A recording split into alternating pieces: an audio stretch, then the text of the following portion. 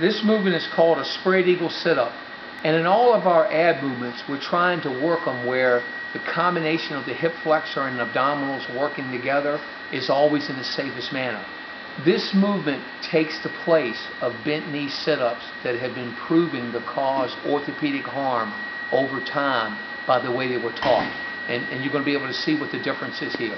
Let's lay down on our back and secure the feet. This can be with somebody holding the feet or having the feet secured in straps. Ben is going to straighten himself out. So another big misconception in abdominal training is you protect the back by the knees being bent.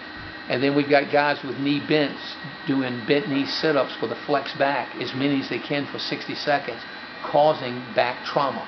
So whether the legs are straight or bent is irrelevant in protecting the back. Now what we're going to do is Ben's going to tilt the sternum to the belly button to get a fist under the shoulder. And watch how his chin follows the sternum. Tilt the sternum to the belly button and stop and hold it. Now, come back just a little bit. Now, let's go back and do it again. When Ben did that crunch, he came up higher by engaging the hip flexor. We're going to just engage the abs by knowing it's just a fist. Tilt the sternum to the belly button and don't come no more, right there. Now that's all abdominal. Now Ben, with his chin tucked and his eyes looking down at his feet, has to hold that contraction. So the muscle just shortened in the abdominals. Now it's statically contracted. Keep the sternum tilted. Now he's going to use the hip flexor to pull 45 degrees. Use the hip flexor. Pull yourself up. Hold. And he comes no higher than there. Then he lays back to the mat and lets the head cut. It's a slow movement pattern. There's no speed in this. Tilt the sternum to the belly button. Let the chin fall up. That's the crunch. You can see a fist. Now use the hip flexor to pull 45 degrees. Hold. Now right back down.